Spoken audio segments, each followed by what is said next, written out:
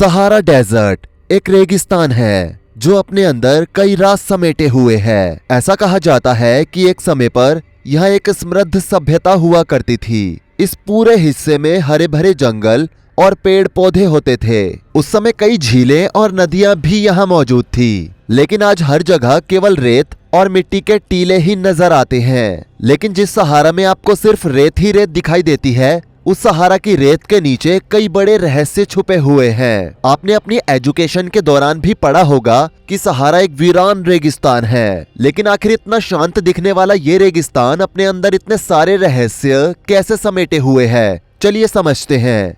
Africa में स्थित Sahara desert को बहुत से लोग दुनिया का सबसे बड़ा डेजर्ट मानते हैं, लेकिन असल में अंटार्कटिक डेजर्ट दुनिया में सबसे बड़ा रेगिस्तान है। लेकिन अगर बात करें रेत वाले रेगिस्तान या फिर गर्म रेगिस्तान की, तो उसमें सहारा डेजर्ट पहले नंबर पर आता है। सहारा डेजर्ट अफ्रीका के 11 देशों में फैला हुआ है, जिसमें Algeria, Morocco, Chad, Egypt, Libya, Mali, Mauritania, Niger, Sudan, Tunisia और वेस्टर्न सहारा जैसे देश शामिल हैं। सहारा डेजर्ट का टोटल एरिया 92 लाख वर्ग किलोमीटर है और अफ्रीका के लगभग 1/3 हिस्से को इसने कवर किया हुआ है। आपको जानकर काफी हैरानी होगी कि सहारा डेजर्ट हर साल एक्सपैंड हो रहा है। ये हर साल लगभग 5 से 10 किलोमीटर तक साउथ की ओर एक्सपैंड हो रहा है। नेशनल साइंस फाउंडेशन के मुताबिक 1920 से लेकर अब तक सहारा रेगिस्तान के एरिया में 10% तक की बढ़ोतरी हुई है। इस पूरे रेगिस्तान में सिर्फ रेत ही नहीं है, केवल 20% हिस्से को ही रेत ने कवर किया हुआ है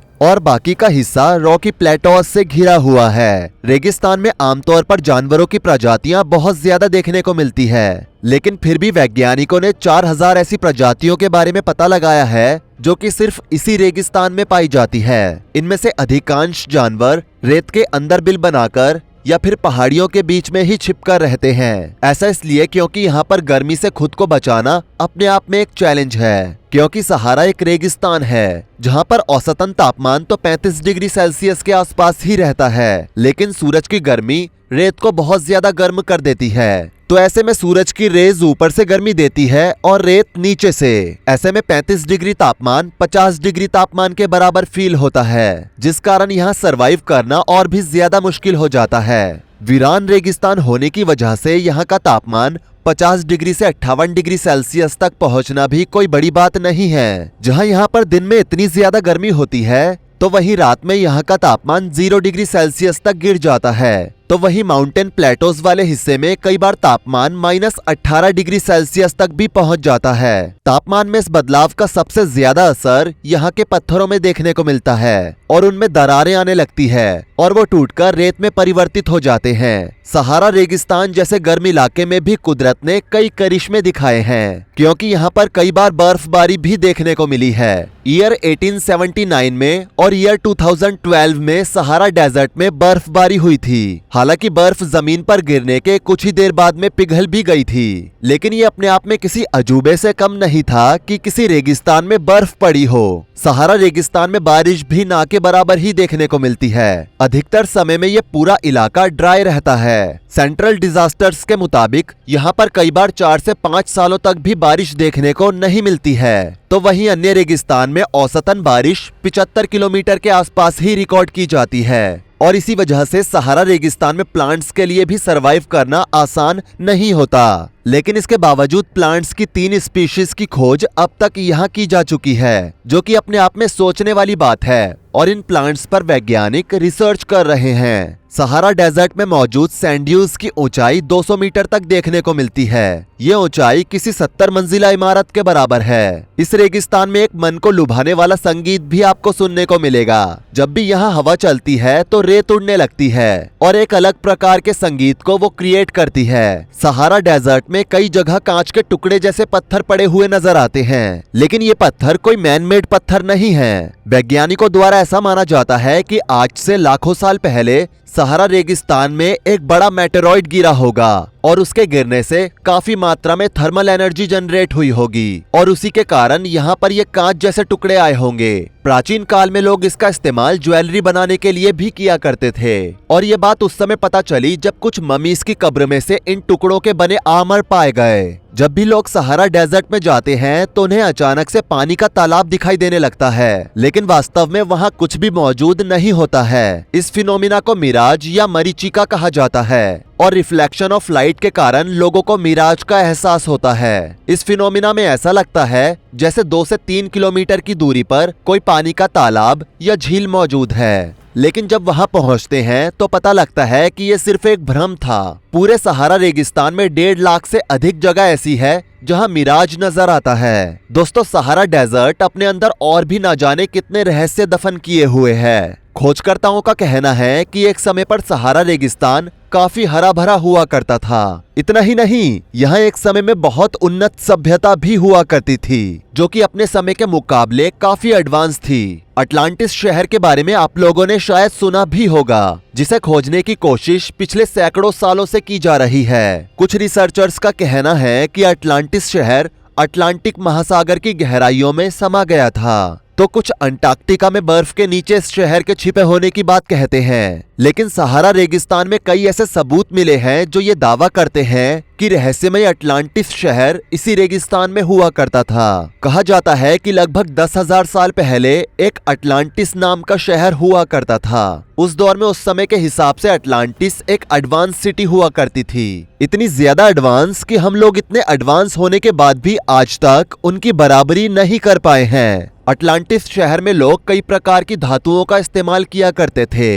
इस शहर का नक्शा भी काफी एडवांस था। ये शहर गोलाकार था जिसमें चारों तरफ पानी ही पानी था और बीच में सिटी थी। सबसे बीच में अटलांटिस शहर के राजा का महल हुआ करता था। महल तक पहुंचना किसी भी अन्य देश के लिए लगभग नामुमकिन था। अटलांटिस शहर के लोग नदी में बांध बनाना जानते थे। घरों तक पानी पहुंचाने के लिए पाइप का इस्तेमाल किया जाता था और सिंचाई के लिए भी बेहतरीन साधन वहां पर उपलब्ध थे।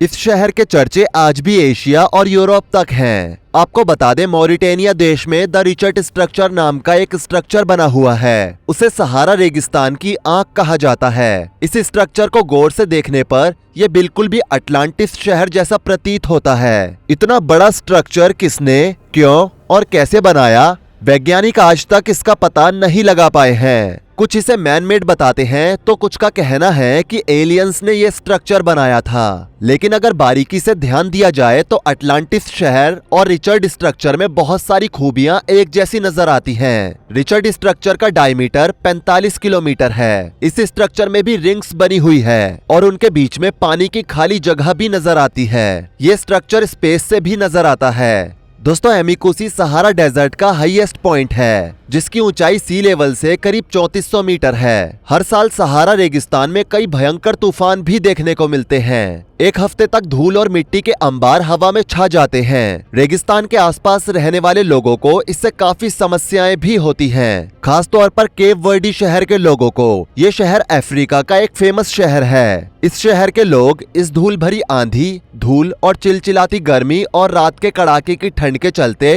कई दिनों तक घर से बाहर भी नहीं निकल पाते हैं। इतनी समस्याओं के बावजूद लगभग 25 लाख लोग सहारा रेगिस्तान में रहते हैं।